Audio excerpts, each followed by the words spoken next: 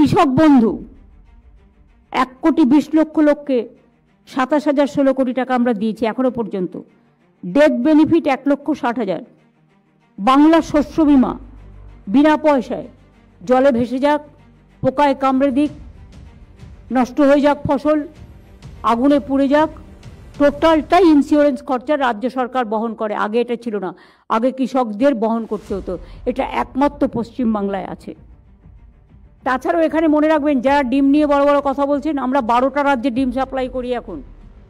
আর ডিমের দামটা যারা বলছিলেন কেন বেড়েছে, তাদের বলি, তাদের নেতাদের গিয়ে জিজ্ঞেস করুন, প্রতি বছর 12% করে ডিম, যে মুরগিদের যে ফিডটা খাওয়ানো হয়, সেটার দাম বাড়াচ্ছেন কেন কেন্দ্র? আমরা ভুট্টা চাষ করে চেষ্টা করছি, বেজের চাষ করে আমরা কিছুটা তাদের খাবার জোগাড় করাই, কিন্তু খাদ্য সংস্থান আপনারা দাম বাড়িয়ে যাচ্ছেন। যে খাদ্যটা হাঁস মুরগিরা খায়, 9 কোটি মানুষ খাদ্য সাথী পায়। এর জন্য আমাদের শুধু স্টেটের খরচ হয়েছে 1,09,000 কোটি টাকা।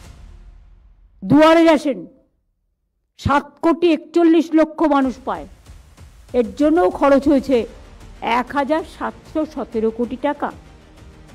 বিনামূল্যে সামাজিক সুরক্ষা যোজনা, শ্রমিক মারা গেলে, পরিযায়ী শ্রমিক মারা গেলে, তাদের শ্রমিক পরিবারে অসুস্থ হলে, বিয়ে হচ্ছে না শ্রমিকের পরিবারে বিয়ে হলে, সে বিড়ি শ্রমিক থেকে শুরু করে সব শ্রমিক আছে। এবং যারা বিভিন্ন দোকানে কাজ করে, বিভিন্ন এজেন্সিতে কাজ করে, অনেকে আছে যেমন রেস্টুরেন্টে কাজ করে, তাদের কোনো ভবিষ্যৎ নেই। আমি তাদেরও সামাজিক সুরক্ষায় যুক্ত করবার জন্য এবং একটা স্কিম বানানোর জন্য অনুরোধ করব।